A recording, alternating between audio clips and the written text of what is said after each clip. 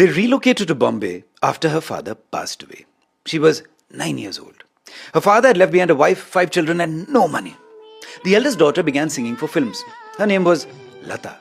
And then there was the younger one. At 16, against her entire family's wishes, she eloped with a man nearly twice her age. A man who would want to treat her terribly. She left him eventually and returned to the family with her 3 children and began again, having taken nothing from him except his name. She kept his name. Bhosle. Asha Bhosle ji.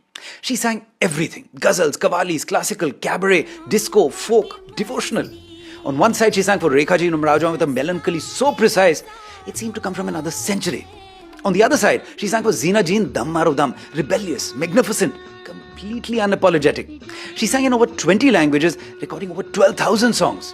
In 2011, the Guinness Book of World Records confirmed what most people already suspected. Asha ji was the most recorded artist in the history of music. Not the most recorded Indian artist, not the most recorded playback singer, the most recorded human being to have ever made music. Every record by every band you've ever played, every artist you've ever loved, she recorded more than all of them. And then in the 1950s, a teenage boy in thick glasses and matty hair asked her for an autograph in a recording studio. His name was Shri Rahul Dev Burman. He was so overwhelmed to hear her sing that all he could do was ask her to write her name on a piece of paper. She did. 20 years later, they would make the most celebrated creative partnership in the history of Hindi film music. And eventually, silently, they would marry. He passed away in 1994.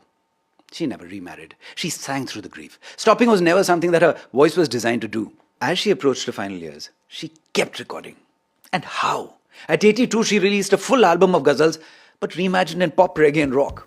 At 90, she performed a Broadway-style musical in Dubai. She sang, she danced, she told the press, and I want you to hear this in her voice because there is no other way it sounds right. Film line ka. Last month, just weeks before she passed, Asha ji recorded a track with Gorillas, the most unconventional band in contemporary music, a virtual band, a cartoon. And she sang for them because her voice belonged everywhere, to everyone, as it always had. They asked her to record a message to accompany the release. She said that the boatman, the Majhi, was her music. That when she passed on to the other bank, she would attain moksha, ultimate freedom. That she would become one of the thousands of sounds floating all around us in this universe. And that if you put some of them together, they form a beautiful tune. A tune that shall be heard by several generations for thousands of years. She recorded that message and then she left. On April 12, 2026, at the age of 92. She had started singing before India was independent and she was recording till earlier this year. And in between, in the 78 years in between those two moments, she sang 12,000 songs. And in those 12,000, she's still there and she will always remain. In the sounds floating all around us, sounds that will be heard for thousands of years.